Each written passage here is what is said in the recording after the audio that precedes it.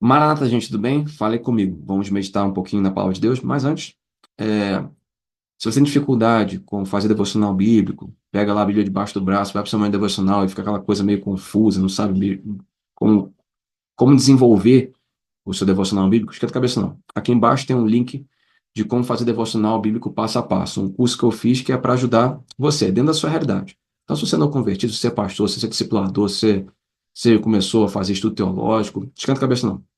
Tem 3 métodos lá e você vai encontrar um método que se encaixe dentro da sua realidade. Bem, só chegar no link aqui embaixo e cair dentro. Vamos lá? Êxodo, capítulo 3, a gente vai ler os versículos 9 e 10, que diz assim: E agora, eis que o clamor dos filhos de Israel é vindo a mim, e também tenho visto a opressão com que os egípcios os oprimem. Vem agora, pois, e eu te enviarei a Faraó, para que tires o meu povo, os filhos de Israel, do Egito. Aqui a gente tem o texto que fala sobre o chamado e o envio de Moisés para revelar o Cristo libertador. Um resumo rápido para a gente entender: Moisés estava aqui fugido na terra de Midian, cerca de uns 40 anos. E ele ele teve aquela visão da sarça ardente, a sarça que ardia e não se consumia. Ele foi lá dar uma olhada e ver que coisa diferente era essa, e eis que Deus pega ele no laço. E é aí que é o momento do envio. Moisés tem um conflito aqui, porque existe algo que aconteceu com ele há anos atrás que aperta o coração dele nesse momento. A gente vai entender isso um pouquinho melhor. Ao que parece, o Espírito Santo já havia marcado Moisés anteriormente. Então, já existia a vocação dele para revelar Cristo libertador dentro dele. Só que nessa história de ter a vocação, há alguns anos atrás, ele tentou exercer essa vocação da sua própria força. A coisa não foi muito boa. A gente vai ler Êxodo capítulo 2, versículos 11 e 12, que diz assim: E aconteceu que, naqueles dias que Moisés, sendo já homem, saiu a seus irmãos, e atentou para as suas cargas, e viu que um egípcio feria a um hebreu, homem de seus irmãos, e olhou a um e a outro lado, e, vendo que não havia ninguém ali, matou o egípcio e o escondeu na areia.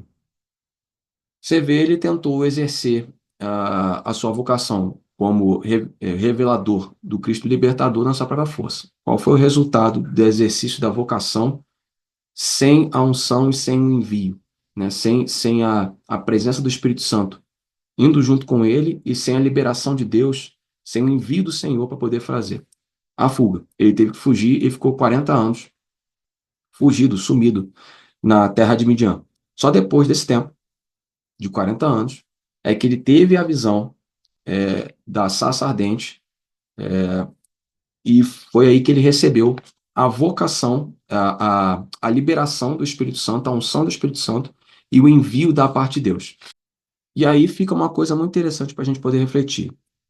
Ter o chamado sem o envio não nos qualifica para o exercício da vocação. Então, se a gente tem vocação, né, a gente tem consciência da vocação, de alguma forma a gente tem revelação da vocação que foi depositada em nós pelo Espírito Santo. Mas a gente não tem o envio, a gente não tem o Senhor dizendo vá, isso não nos qualifica para o exercício da vocação. Isso está fora do padrão de Cristo. Porque dentro do padrão de Cristo é o exercício após a unção do Espírito Santo e após a liberação de Deus, após o envio do Senhor. Porque quando Deus envia, ele se compromete com aquilo que ele está fazendo, ele se compromete com esse envio e ele garante esse envio. E dentro desse envio, a gente se torna cooperador do Espírito Santo. Aí já não é mais o crente trabalhando sozinho, é o Espírito Santo e o crente trabalhando juntos. E nessa história do crente e o Espírito Santo trabalhando juntos, a gente consegue ser revelador de Cristo. Porque não se trata só de fazer algo bem feito, se trata de revelar Cristo ao mundo, no exercício da vocação que a gente recebeu do Espírito Santo. Então, a boa intenção fora de Cristo é oposição ao plano de Deus, que foi o que aconteceu. Ele atentou para um egípcio ferindo o irmão dele, percebeu que isso não deveria ser feito dessa forma. Vou agir como libertador, afinal, minha vocação é de libertador. Deus é fuga. Ele foi descoberto como assassino e teve que fugir.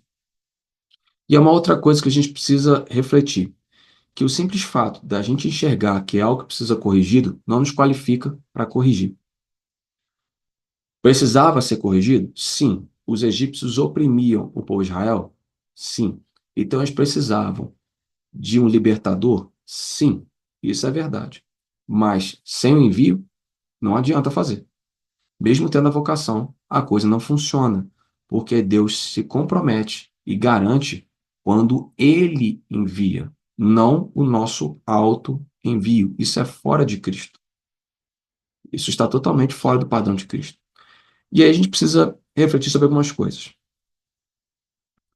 Talvez a gente precise pedir perdão a Deus pelas nossa boa vontade de fazer as coisas, mas muitas vezes nossa boa vontade estava fora do envio. E o quanto de problema a gente talvez a gente tenha arrumado com isso, né? Talvez a gente precise pedir perdão por forçar o exercício da vocação sem envio, né?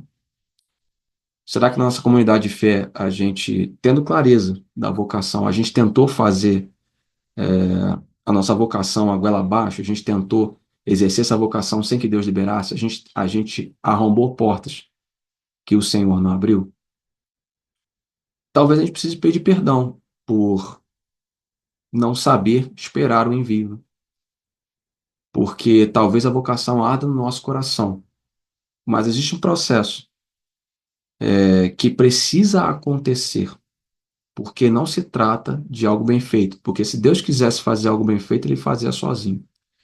Se trata de, fazendo junto com o Espírito Santo, revelar Cristo, para que Cristo seja formado em nós. Aí que é a grande sacada. Mas será que a gente tentou fazer algo? Será que a gente tentou exercer essa vocação sem o envio? Não soube esperar? Não soube estar dentro do processo e submeter ao processo que o próprio Deus estabelece sobre nós? Vamos orar. Senhor Deus, nós pedimos perdão. Nós pedimos o teu perdão em nome de Jesus, porque boa vontade não significa unção, não significa envio. Boa vontade não está dentro do teu plano. O que está dentro do teu plano é o envio daqueles que você chamou.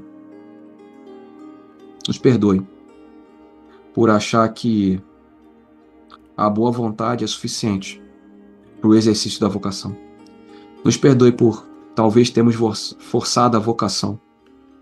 Talvez temos tentado exercer sem que o Senhor nos envie, sem que haja a atuação conjunta do Espírito Santo.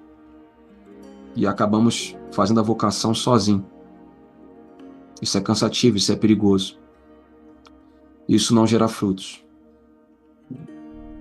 Senhor, nos perdoe, porque talvez a gente tenha abortado alguns processos por não saber esperar o envio, por ter consciência da vocação, mas por não ter paciência, por não ter sabedoria em aguardar dentro do processo que vai formar Cristo em nós. Porque não se trata de algo bem feito. Nós precisamos revelar Cristo.